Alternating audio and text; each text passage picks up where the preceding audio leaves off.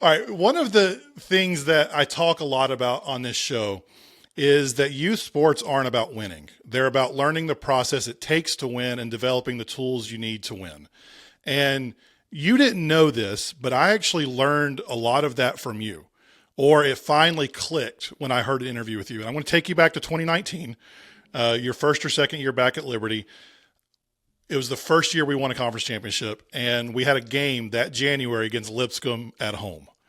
And I thought I would get that reaction from you.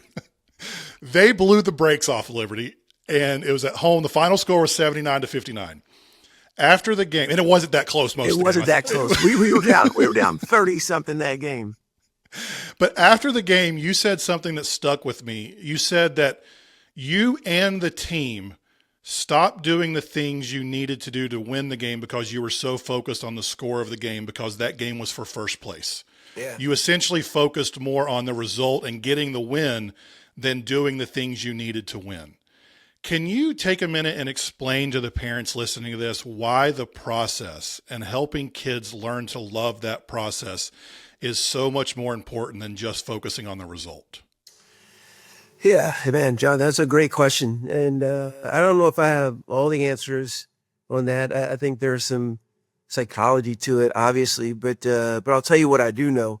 Like we can never gain our identity from what we do, what we have, or what other people say about us. And I think sometimes we as parents, we want to protect our children so much that we don't want them to go through the hard or even some suffering, but it typically some of those experiences accelerate our growth and or forces our growth. So I think for me, just having been in coaching and just from my background, the way I was raised, had a divorced home and a bunch of different stepdads, and idolized my father who wasn't at home, but just wanted to please him or was searching for his love, approval, or affirmation. So man, it became very performance oriented, and I ended up living on this treadmill, and that's a horrible place to live because you end up being so invigorated with the win and so indicted with the loss or the good performance or the bad performance. And that's never why kids start playing the game. Like when they're on the playground, when they're with their friends, or they have a coach that's way more transformational than transactional, you see the joy on their face. Sure, there's competition and all of that, and that's healthy. Like those instills some attributes in us that we can't get from a lot of places.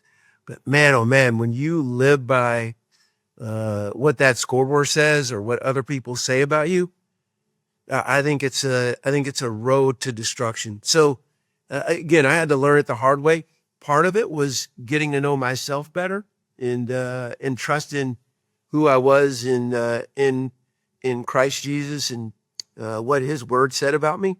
But as I continued to mature in that, I got way better professionally because I made the shift. I'll land this plane with the shift from being me-centric to other-centric. And man, that takes out the indictment of what other people say or whatever that outcome is. And just, I mean, in full transparency, how old were you when you made that shift? Because it was well into adult life, correct? Yeah, but I'm still learning it, JC. That's the great thing about being a Christian.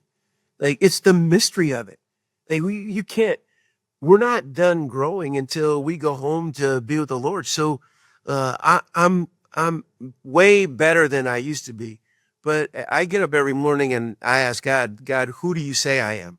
Because I want to remind myself of how I was created. And then my prayer is, God, what do you want me to know and what do you want me to do? So yeah, I think the older I get, the more over myself I become.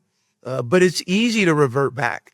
There's so many distractions that are set before us, and we're so easily seduced. I don't know if everyone's like this, but like something can grab our attention and take our eyes off the Lord or about whom He's created us to be, and instantaneously we go back to living for ourselves. And I've been on that island that is a lonely place.